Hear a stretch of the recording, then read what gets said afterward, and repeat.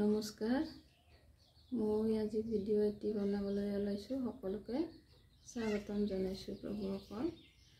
আৰু আচলতে এইখনি ভক্তি ৰত্নাৱলী হয়। ভক্তি ৰত্নাৱলী আচলতে মাধৱ পুৰুষে বিৰচিত।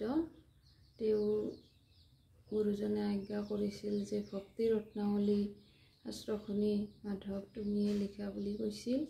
তেতিয়া মাধৱ পুৰুষে বহুত আপত্তি কৰিছিল যে ইমান তত্ত্বগধুৰ শাস্ত্ৰখনি মই লিখিব নোৱাৰিম বুলি কৈছিল।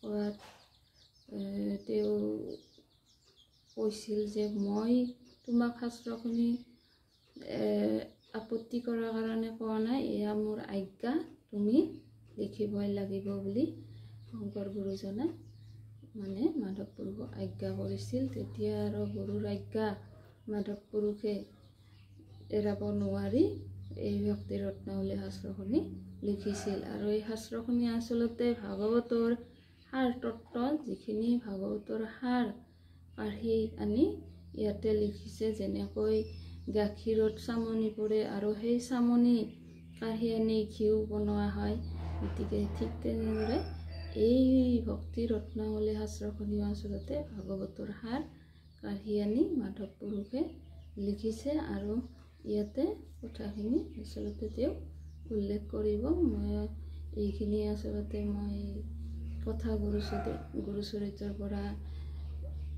পাই আপোনালোকৰ ওচৰত অৱগত কৰিছোঁ। গতিকে আহকচোন ভক্তি ৰত্নাৱলীখনি কি কয়।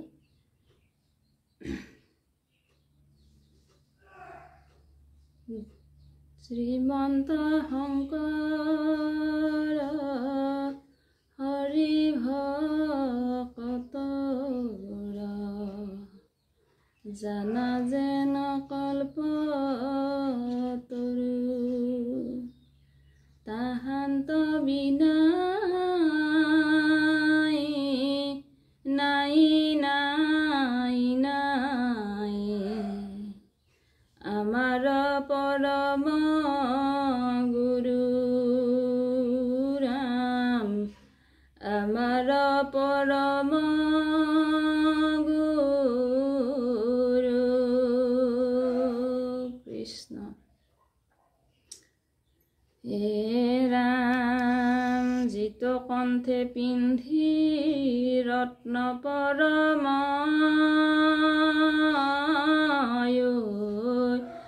জাল কৰে হালকৃত তাৰ পুৰুষ সকল।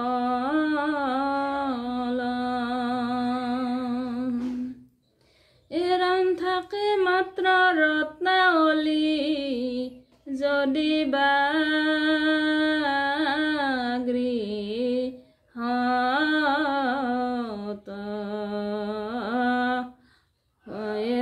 অজ্ঞান আন্ধাৰ তাৰ গুচয়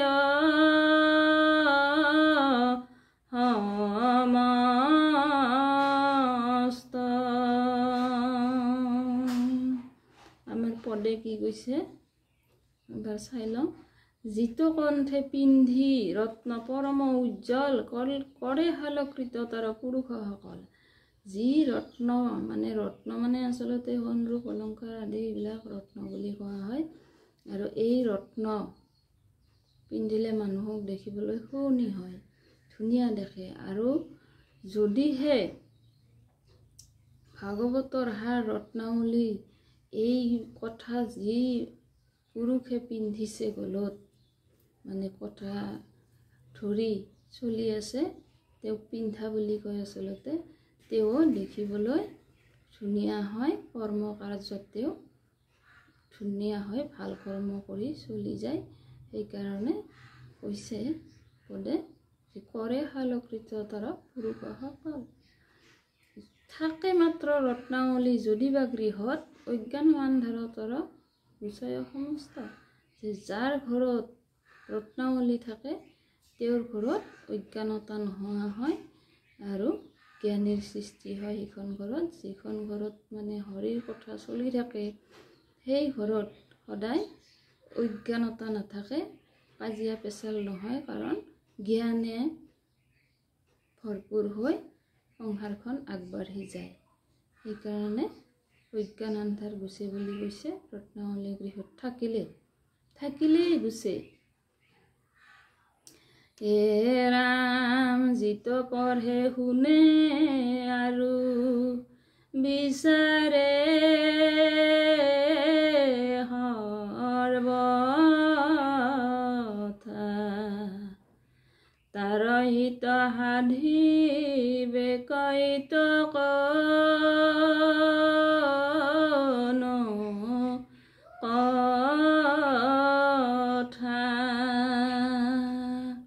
আৰু যিজনে ইয়াক পঢ়িছে, এই শাস্ত্ৰখনি আৰু শুনিছে, দুয়োজনৰে হিত নহ'বনে? মানে লিখক মাধৱ পুৰুষে কৈছে যে যি এই শাস্ত্ৰখনি গৃহত থাকিলে অজ্ঞান আন্ধাৰ গুচে, আৰু যদি সেই গৃহত যদি পঢ়ে আৰু কোনোবাই যদি শুনিছে, গতিকে তাৰ আৰু বেছি দুগুণ মংগল হয় বুলি শাস্ত্ৰই কৈছে। জানি ভক্তি ৰত্নাৱলী মহাগুণ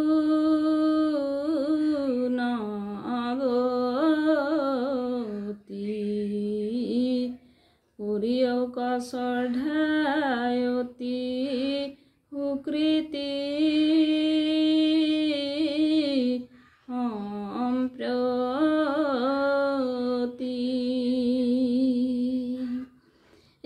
শ্ৰৱণতে প্ৰেম উপজাৱে কৃষ্ণ পাৱে, গুৰে যত মনোৰথ যেই জীৱা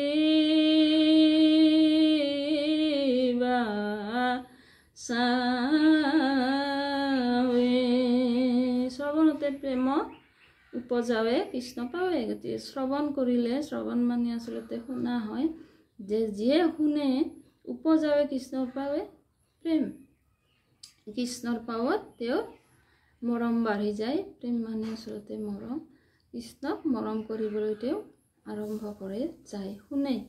আৰু পুৰে মনোৰথ যত যেই জীৱা চায়, যি মনত ভাবে যে মোক এইটো লাগিব সেইটো লাগিব, মনত যদি ভাবে সেইটোও পূৰণ হয় বুলি আমাক কৈছে পদে। হে ৰাম ভাগৱতে আছে হেন বুলিলা বচন,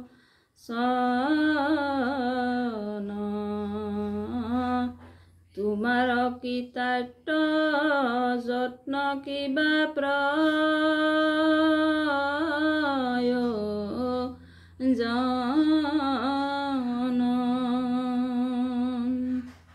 আৰু কৈছে কি যে এই কথাখিনি ভাগৱতত দেখোন আছেই, আৰু তুমি আৰু ইমান কষ্ট কৰাৰ দৰকাৰ নাছিল। এইখিনি মানে তেওঁ লিখকে নিজে নিজে প্ৰশ্ন কৰিছে, সমাজক আউলিয়াই দিছে যে ভাগৱতত কথাখিনি আছে আৰু কিয় লিখিব লাগে, হয়তো সমাজে মানে ক'ব পাৰে। তাৰ কাৰণে তেওঁ কথাখিনি আগধৰিয়ে কৈছে। হে ৰাম ইহাৰ উত্তৰ সাৱধানে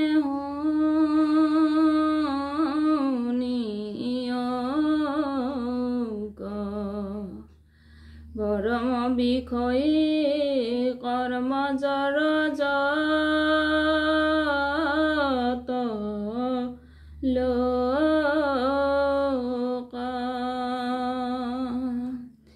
এৰাম লাগিবে আলাখ বহু কথা শুনি তাৰ, এত কথা শুনি তেহ কতি আছে কাৰণ।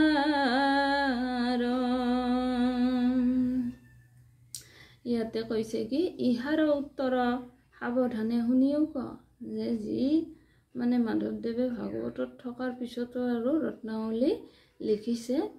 তাৰ মানে উত্তৰ দিছে কি যে ইহাৰ উত্তৰ সাৱধানে শুনিওক পৰম বিষয়ী কৰ্ম জড়জত লোক, যে আচলতে মনুষ্যসকল মানে সাংসাৰিক কৰ্মত ব্যস্ত হৈ মানে সময় নাই হৰিৰ সেৱা কৰিবলৈ, হৰি কথা শুনিবলৈ। তাৰ কাৰণে কৈছে কি পৰম বিষয়ী কৰ্ম জড়জত লোক, পৰম বিষয়ী কৰ্মজৰ লোক কৰ্মতে মানে ব্যস্ত হৈ আছে, হৰি কথা নুশুনে। সেইকাৰণে লাগিবে আলাস বহু কথা শুনি তাৰ, যে ভাগৱতৰ বহু কথা বহু ধৰণে ভাগৱতত বহলভাৱে মানে ব্যাখ্যা কৰা আছে ভকতি তত্ত্ব। গতিকে সেই বহু কথা শুনিব তেওঁ মানে ধৈৰ্য নহ'ব আৰু আলাস লাগিব। সেইকাৰণে ইয়াতে সাৰখিনি আনি কাঢ়ি থৈছে, লিখি থৈছে। এত কথা শুনিবি শক্তি আছে কাৰ, এই ইমান কথা শুনাৰ শক্তি মনুষ্যৰ নহ'বও পাৰে। হে ৰাম নাহিকে আলাস যাৰ শ্ৰদ্ধা শুনি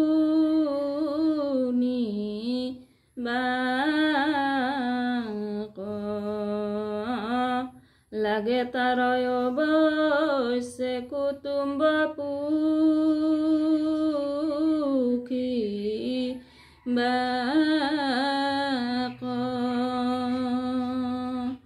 ইয়াৰ পদত অলপ মানে জটিলতা আছে, যে নাহিকে আলাস যাৰ শ্ৰদ্ধা শুনিবাক, যাই আলাস নকৰে, শুনবাৰ যাৰ শ্ৰদ্ধা আছে শুনিবৰ, গতিকে তেওঁ মানে লাগে তাৰ অৱশ্যে কুটুম্বে পুখিবাক। তেওঁ আমাৰ আচলতে কুটুম্ব বুলি ক'লে মানে কাই কুৰ্মা ঘৰৰ যিবিলাক আমাৰ সদস্য আছে এইবিলাক কুটুম্ব হয়। কিন্তু আচলতে তত্ত্বক আহিলে কুটুম্ব আমাৰ শৰীৰৰ অংগ প্ৰত্যংগবিলাক হয়, চকু কাণ নাক মন এইবিলাক হয়, জ্ঞানেন্দ্ৰিয় যিমান আছে এইবিলাক হয়। গতিকে চকু কাণ নাকে বিষয়ৰ কথা মানে পাতিলে কাণ আগতে যায়, যে বিষয়ৰ কথা যদি কোনোবাই পাতি আছে কাণখন সেইপিনে যায়, আৰু যিয়ে চকুও বেয়াটো দেখিবলৈ বেছি ইচ্ছা কৰে। গতিকে এই বেয়াৰ ফালে যি আমাৰ ইন্দ্ৰিয়বিলাক ঢাল খাই আছে, সেই ফালৰ পৰা ঘূৰাই আনিবলৈ হ'লে এই ৰত্নাৱলী ভাগৱত পঢ়িলে মানে আমাৰ ইন্দ্ৰিয়বিলাক মানে পোষণ হয়, মানে পালন হয়, যে তেওঁলোকক মানে ইন্দ্ৰিয়সমূহ আচলতে আমাৰ বৈশ্য হয়। হৰি সেৱাত বৈশ্য হ'লে মানে তাকে কুটুম্ব পোষা বুলি কৈছে, যে আমি যেতিয়া কথা কমকৈ কম আৰু বেয়া কথাত নাযাম, বেয়া কথাত চকু নিদিম, তেতিয়াহ'লে আমাৰ মানে ইন্দ্ৰিয়সমূহ ঈশ্বৰ সেৱাত ৰতি হ'লে তেতিয়াহ'লে আমি কুটুম্ব পোষাৰ নিচিনা আমাৰ ধৈৰ্য জ্ঞানতা আহিব। কুটুম্ব পোষাও সহজ কথা নহয়। মানুহ আহিলে মানুহৰ গৃহত মানুহে বেয়া পায়, কাৰণ কষ্ট হয়, টকাৰ খৰচ হয়, গতিকে বহুখিনি মানে দুখ হয়। তাৰ কাৰণে মানুহে কুটুম্ব আহিলে বহুত মানুহে জ্ঞানশূন্য মানুহে বেয়া পায় কুটুম্ব আহিলে। গতিকে কুটুম্ব হওক, পুত্ৰই যদি বেছি অসুবিধা দিয়ে, পুত্ৰ হ'লেও মানে বেয়া পায়। পুত্ৰই যদি মই আজি এইটো নাখাওঁ এইটো খাম এনেকৈ যদি আপত্তি কৰে, তেতিয়াহ'লে পুত্ৰ হ'লেও তাক সন্তান হ'লেও বেয়া পায় আচলতে। সেইকাৰণে কুটুম্ব পোহাও বহুত কষ্ট, আৰু ইন্দ্ৰিয়বিলাক হৰি সেৱাত ৰতি কৰাটোও বহুত ডাঙৰ কথা, আৰু বহুত মানে চেষ্টা লাগিব ইয়াতে। আৰু যাই এই ৰত্নাৱলী শাস্ত্ৰখনি শ্ৰদ্ধা কৰিছে ভাগৱতৰ সাৰ গ্ৰন্থ, তেতিয়াহ'লে তেওঁ কুটুম্ববিলাক আচলতে মজবুত হয় ইন্দ্ৰিয়সমূহ। এৰাম নপায় অৱসৰ ভাগৱতনো নিব মোৰৈত কীৰ্তন তাহাৰ শ্ৰদ্ধা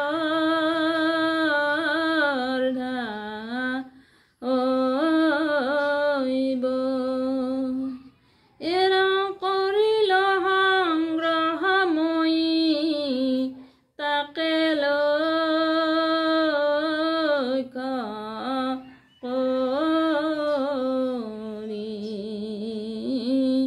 নানা প্ৰকৰণ হন্তে শ্লোক উদ্ধাৰী। সেইকাৰণে মাধৱদেৱে কৈছে যাৰ অৱসৰ নাই, যাই শুনিবৰ সময় নাই, তেওঁ ভাগৱত শুনিবৰ আচলতে সময় নাই, বহু বহলভাৱে আছে তাত। ৰাজা মহাৰাজাৰ ভক্তি কেনেকৈ কৰিছিল এইবিলাক কাহিনী আছে। গতিকে সেই শাস্ত্ৰখিনি শুনাত ধৈৰ্য নাথাকিবও পাৰে। গতিকে সেইকাৰণে মাধৱ পুৰুষে আমাৰ গুৰুজনাই এই শাস্ত্ৰখিনি লিখিছে। শংকৰদেৱ গুৰুজনাৰ আজ্ঞা পাই তেওঁ লিখিছে। আচলতে লিখিছে এই কাৰণতে যে পৰম বিষয়ী লোক যিহেতু হৰি কথা শুনিবলৈ ধৈৰ্য নাথাকে, সময় নাথাকে, গতিকে অকল সাৰখিনি কাঢ়ি আনি ৰত্নাৱলীত লিখিছে। সেই ৰত্নাৱলীখিনি নিশ্চয় শুনিবলৈ সময় হ'ব, অলপ কথা, যি গতিকে অকল ভকতি তত্ত্বৰ কথাখিনি সাৰখিনি আছে, সেইকাৰণে নিশ্চয় শুনিব বুলি কৰিল সংগ্ৰহ মই তাকে লক্ষ্য কৰি। তাৰ মানে হৈছে কি সেইকাৰণে মই মনুষ্যই যাতে সহজ হয় ভকতি তত্ত্বখিনি বুজাৰ কাৰণে, আৰু কম সময়তে যাতে হয়, সেইকাৰণে তাক লক্ষ্য কৰিয়ে তেওঁ নানান কষ্ট কৰি তেওঁ শ্লোক আনি ইয়াতে লিখিছে। আৰু আচলতে ভাগৱত শাস্ত্ৰখিনি আচলতে সূৰ্য পুৰাণ বুলি কৈছে। যি আকাশত তৰা চন্দ্ৰ ওলালেও যেতিয়া সূৰ্য ওলায়, তৰা আৰু চন্দ্ৰৰ কোনো কাম নাথাকে, কাৰণ সূৰ্যৰ পোহৰত তৰা আৰু চন্দ্ৰৰ পোহৰ মানে লুকাই যায়। সেইকাৰণে বহু অধিক শাস্ত্ৰ চোৱাৰ কোনো কলিৰ মনুষ্যৰ দৰকাৰ নাই। যি গতিকে 17 পুৰাণ বেগদেৱে লিখিছিল যদিও ভাগৱতৰ আগত, কিন্তু এই শাস্ত্ৰ 17 পুৰাণ শাস্ত্ৰ আমাৰ পঢ়াৰ কোনো প্ৰয়োজন নাই, কাৰণ 17 পুৰাণৰ সাৰ যিখিনি সাৰ তত্ত্ব আৰু 4 বেদৰ যিখিনি সাৰ তত্ত্ব, সেই সাৰ তত্ত্বখিনি আচলতে আমাক এই ভক্তি ৰত্নাৱলী আৰু নামঘোষা ভাগৱত এই শাস্ত্ৰখিনি আচলতে তত্ত্বগধুৰ শাস্ত্ৰ। এই তত্ত্বগধুৰ শাস্ত্ৰখিনিত আচলতে তেওঁলোকে লিখি থৈছে। সেইকাৰণে বেছি পুৰাণ আমি যদি কাৰোবাৰ সময় আছে পঢ়িলে আমি বেয়া বুলি কোৱা নাই, পঢ়িব পাৰে, কিন্তু তাত আচলতে সেই পঢ়ি শুনি জানি আপুনি হয়তো ডাঙৰ ব্যাখ্যাকাৰ হ'ব পাৰে, কিন্তু পঢ়ি শুনি লাভ নাই বুলি কৈছে। যি গতিকে চন্দ্ৰ তৰা ওলালে যিখিনি পোহৰ মানে পৃথিৱীত দিব পাৰে, কিন্তু সূৰ্য ওলালে সেই পোহৰৰ কোনো প্ৰয়োজন নোহোৱা হৈ যায়। কোনেও গম নাপায় যে সেই তৰাই বা চন্দ্ৰই আমাক পোহৰ দি আছে বুলি কোনেও গম নাপায়। যি গতিকে সূৰ্য ওলাইছে, সেইকাৰণে আচলতে এই গ্ৰন্থখিনি পঢ়িলে আৰু পঢ়িবৰ বাকী নাথাকে বুলি আমাক শাস্ত্ৰই কৈছে। গতিকে মই আৰু বহলভাৱে নকম, বহুত ব্যাখ্যাকাৰ আছে ইয়াতে, হয়তো মোৰ কিবা ভুলো হ'ব পাৰে, মই নাজানো, কিন্তু মই আচলতে এই শাস্ত্ৰখিনি এটা কাৰণতে পঢ়িলোঁ যে আচলতে সংগ হৰিসেৱাৰ সংগ বহুত কম থাকে। গতিকে সেইকাৰণে মই এই গ্ৰন্থখিনিৰ মাজতে এইখিনি কথা ক'লোঁ। আৰু আপোনালোকে কথাখিনি শুনি কেনে পালে? আৰু ভিডিঅ'টো আচলতে মই আজি বেছি বহলকৈ নকওঁ, কাৰণ আজি অলপ সময়ৰ কাৰণে মই মানে ভিডিঅ'টো বনাবলৈ ওলাইছোঁ। আৰু এই ভিডিঅ'টো কেনে লাগে আপোনালোকে চাই মানে মোক ক'বচোন কেনে লাগে।